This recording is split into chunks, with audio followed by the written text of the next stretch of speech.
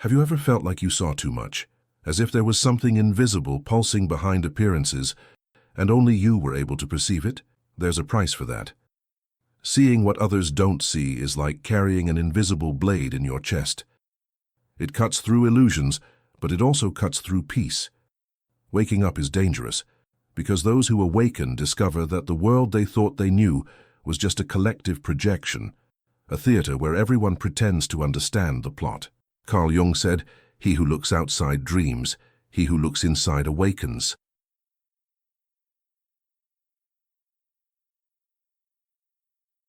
And this awakening is like an open wound. It makes you conscious, but separates you from the unconsciousness that holds the rest of the world together. You begin to perceive lies disguised as truths, smiles that hide fear, moralities that sustain vanity, and little by little, what was comfortable begins to disintegrate. What was once routine now sounds like repetition. What was once conversation now sounds like noise. Clarity comes at a cost. An awakened gaze pierces masks, touches wounds, sees intentions, and for that reason, it is rejected. The world fears the gaze that sees too much because it exposes what was hidden. To see too much is to become a stranger within one's own species. And even if you want to close your eyes, it's too late. Once the mind has seen, it can no longer pretend it didn't.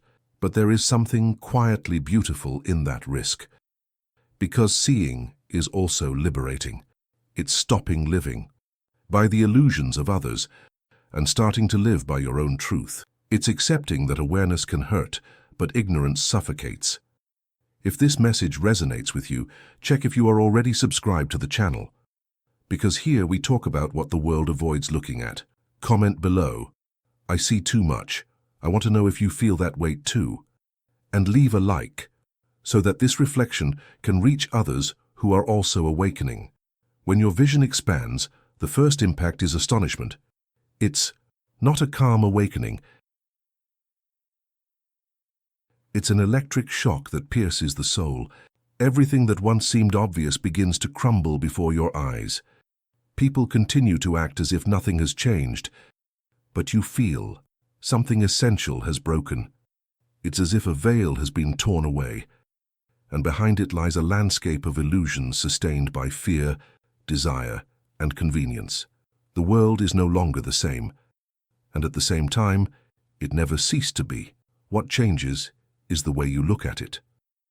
Suddenly, conversations seem rehearsed, opinions sound automatic, and even the silence of others carries a density you didn't perceive before.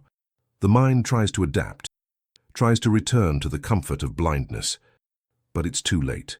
Consciousness doesn't have an off switch.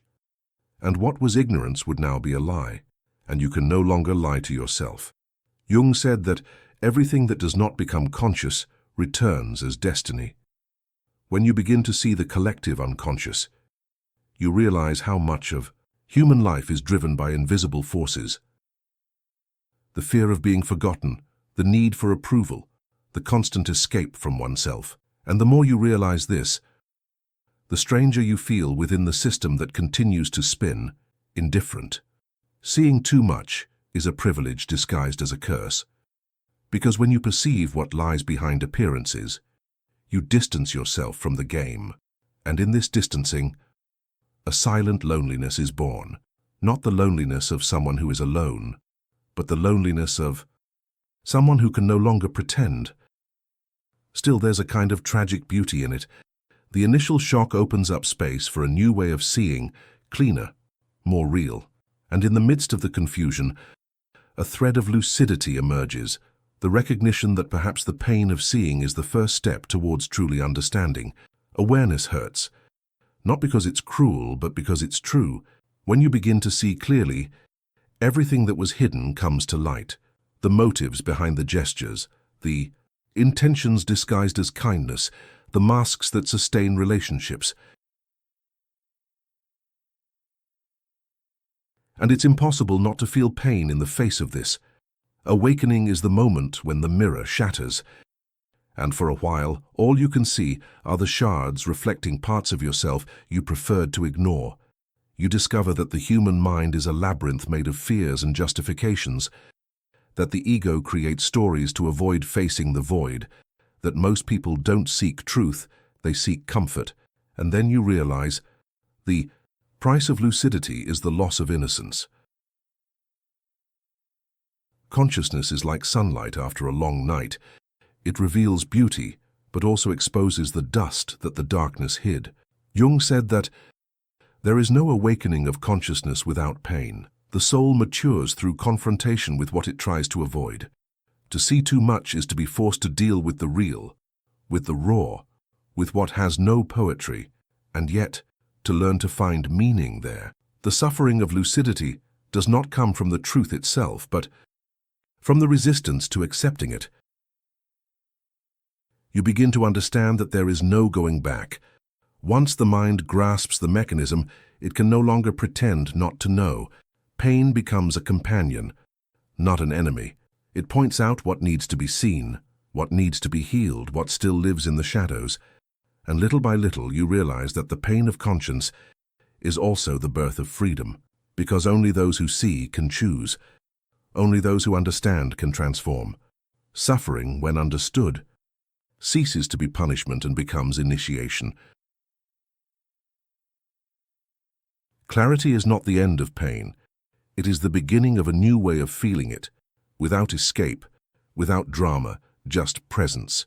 Clarity is a gift, and at the same time, a sentence. Because the more you understand, the more you perceive the distance between what is real and what the world believes it to be.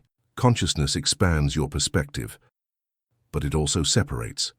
It's the inevitable paradox of those who awaken. Clarity liberates, but lucidity isolates. You begin to see nuances that others ignore, perceive intentions in words, feel what lies behind the silence.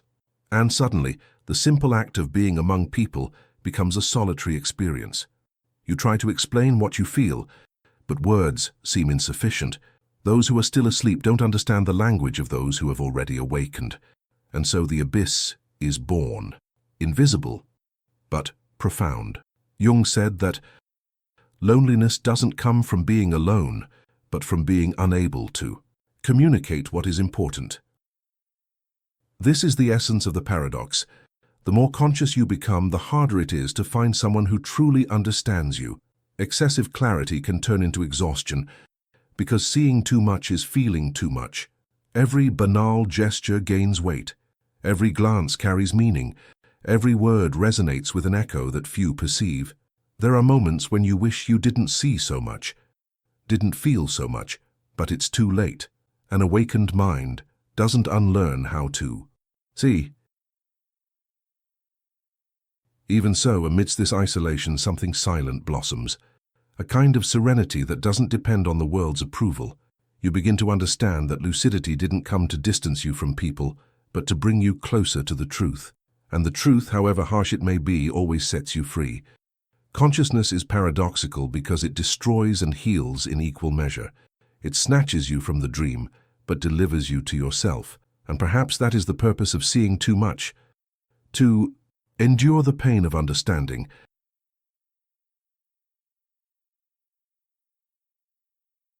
until it transforms into wisdom. If you feel this way, if you also carry this silent weight of seeing and feeling beyond the average, comment, "I feel too sorry. I want to know how many people still have the courage to stay awake in a world that prefers to sleep." Loneliness is the natural echo of awakening. Not that physical loneliness, made up of the absence of people, but existential loneliness, the inner space that opens up when consciousness grows and the world no longer fits within it. You begin to realize that most people live in circles of distraction, and the more you awaken, the more you feel that these circles no longer belong to you. Conversations that once sufficed now sound empty. Places that once comforted now seem small. There is a silence between you and the rest of the world, an invisible space that no one else seems to notice. At first, it hurts. The human instinct seeks belonging, wants to be understood, wants to be part of something. But awakening takes you out of that comfort. It makes you a stranger within your own species. Jung said that whoever looks inside awakens, but pays the price of living on the fringes of the herd, and that's exactly what happens. You still love people, but you can no longer keep pace with them. You try to share what you see, you try to warn, to inspire, but you soon realize that no one can be awakened by another. Each person awakens when their time comes. Then you learn to be silent, not out of resignation, but out of respect. Mature consciousness understands that solitude is part of the journey. It is the silence in which the soul learns to listen to itself. Over time, the pain of isolation begins to transform into something different. What once seemed like emptiness becomes a temple. You discover a presence within the silence, an invisible, profound, serene companionship. It is your own consciousness embracing you. And in this stillness, a freedom emerges that superficial interaction never provided. Being alone ceases to be a condemnation and becomes a privilege, because in the solitude of the awakened, everything is real, nothing is a distraction, and there, where no one else goes, you find the essence of what it is to be human, the exact point between the infinite and the ephemeral. There is a kind of danger that arises when you become transparent, when you can no longer pretend, nor hide behind the masks that sustain social interaction. Transparency is a form of truth, and truth, when embodied, is unsettling. The awakened one possesses a gaze that reveals effortlessly. They see what lies behind words, perceive intentions before they become actions, feel the vibration of subtle lies that everyone pretends not to hear, and the world, accustomed to dissimulation, reacts with discomfort. Jung said that what we deny in ourselves appears in the behavior of others. When you become transparent, you're like a walking mirror. People look at you and, without understanding why, feel exposed. Your presence reflects what they hide. And this reflection, although unconscious, is intolerable for those who live by appearances. That's why the awakened are often misunderstood. They don't attack, but reveal. And revealing, in a world of masks, is a revolutionary act. Being transparent is risky, because it requires courage to be seen in your entirety, with light and shadow, with beauty and chaos. It means accepting that not everyone will understand you, and that many will distance themselves not out of contempt, but out of an inability to cope with your clarity. Clarity is frightening because it disarms, it dismantles social roles, breaks the collective theater. But it is in this risk that authenticity is born. The awakened soul understands that transparency is not weakness, it is power. The power to exist without disguise, to allow oneself to be true even when the world prefers illusion. To be transparent is to walk naked in the soul, to live without hiding. And, although it costs friendships, comfort, and approval, there is a secret peace in being real, because in the end, the truth always recognizes those who have the courage to inhabit it. Transparency is dangerous, yes, but it is also the purest form of freedom. Few understand what it truly means to keep seeing.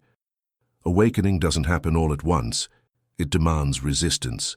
After the truth hits you, there's always the temptation to close your eyes again, to pretend you didn't see, didn't feel, didn't understand. Because seeing too much is exhausting.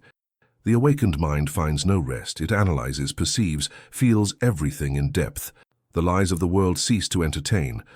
Old pleasures lose their luster, and even banal conversations sound like distant noise. Keeping seeing is an act of daily courage, the act of remaining conscious even when unconsciousness seems more comfortable. Jung said that life is not about solving the mystery, it's about learning to live with it. That's what the awakened one does. Learns to live with the weight of knowledge. Learns to breathe amidst the confusion without needing to protect themselves from reality. The courage to keep seeing is born when you understand that you no longer need to run away. That pain, chaos, and uncertainty are part of the process of becoming whole. The world will call you cold, distant, perhaps even arrogant. But in truth, it's the opposite. You feel too much. You feel so much that you can no longer bear to live. Superficially. As lucidity matures, it transforms into compassion. You begin to see that everyone is still trying, even those who sleep, even those who hurt you. And then judgment dissolves. To keep seeing is to choose the truth, even when it hurts. It is to keep opening your eyes even when the brightness is painful. It is to look at the chaos and still choose to understand.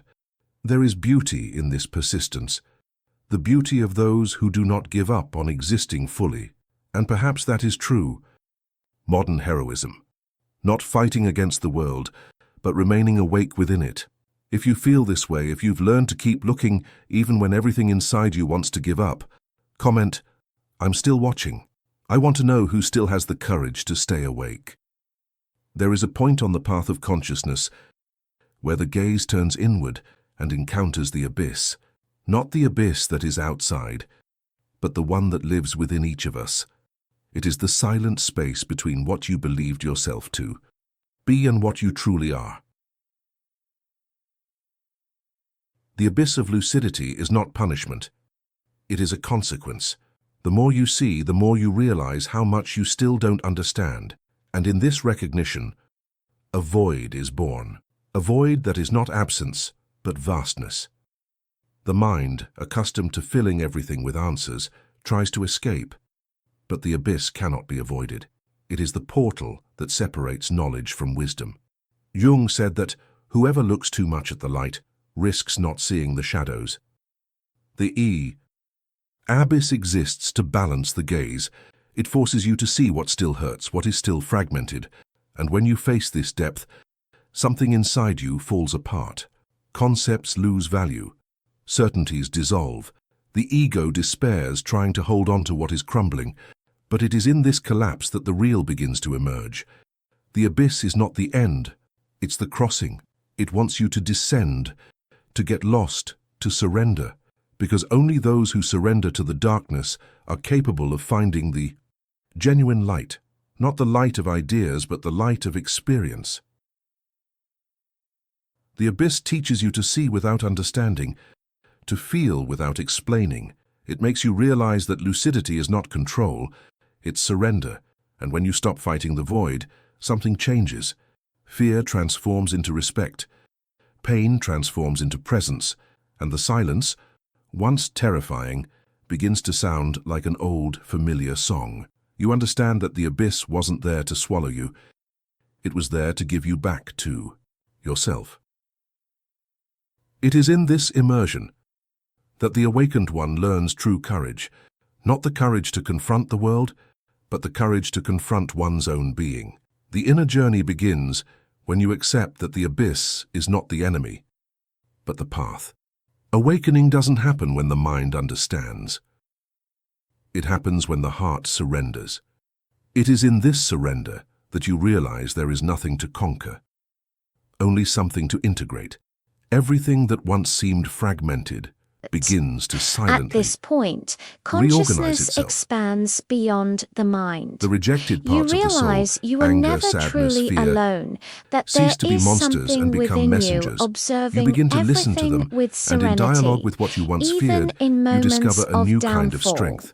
This Jung said silent that presence, one does not which become once enlightened seemed by imagining distant, figures of light, now but becomes by making your the center. darkness conscious. And you understand The journey is exactly the journey has always transforming been fear a into return, clarity, despair into not presence. to a place, It is not but about to fleeing a from pain, state. but about A traversing state it of until it loving reveals what it lucidity, was hiding. of profound What once seemed acceptance. like destruction becomes The world purification. remains the The same, inner fire, once but the chaotic, way you begins inhabit to it purify. changes. At this point, consciousness the pain expands of others beyond the touches mind. you, but You realize it you no were never longer truly alone, consumes you. that there is something within Doubts you observing remain, everything but with serenity, you no longer need even in moments of immediate downfall. answers. This silent Life presence, which ceases once to seemed be a distant, sequence now of becomes your battles center, and becomes a and you understand. dialogue between between the The visible journey and has the always been a invisible, return, between the not to a human place, and the divine. but to a state The of inner journey is loving silent, lucidity, but it of profound transforms acceptance. everything. The world remains the same, And but the way when you you inhabit finally it changes. cross it,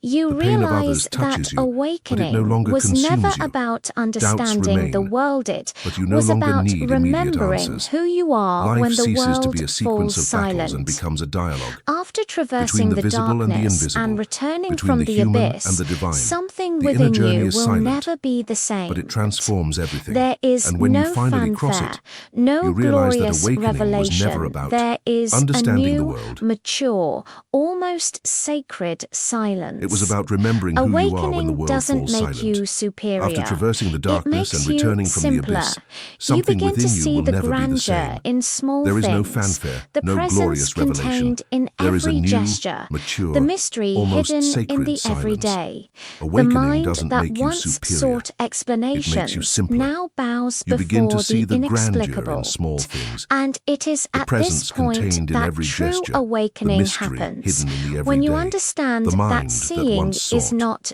dominating, explanations now but bows before the understanding inexplicable. with humility.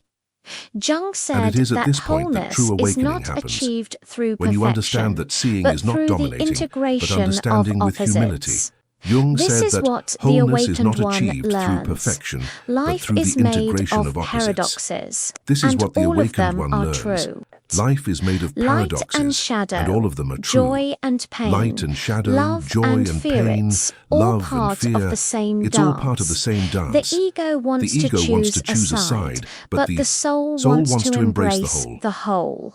And when you finally accept And when you this, finally accept this, the weight dissolves. Not because the world has Not changed, but because because the you have world has changed the way you are in it. but You begin because to realize have there's no going changed back. the way After you are seeing, in it. you can no longer feign blindness. You begin to After realize awakening, there's you can no no longer live going asleep. back. But this is not After punishment, seeing, it's a you blessing. can no longer Because feign living awake blindness. is living real. After And reality, awakening, even when you it can hurts, no longer is live infinitely more asleep. beautiful than illusion. But this is Now, not punishment. the silence It's a that blessing. once frightened you becomes Because a refuge. living awake is living real, and reality, even when it hurts, is infinitely more Loneliness beautiful becomes than company. illusion. Chaos transforms Now, into flow, the silence and the gaze that once sought frightened meaning you outside becomes a now refuge. finds it within.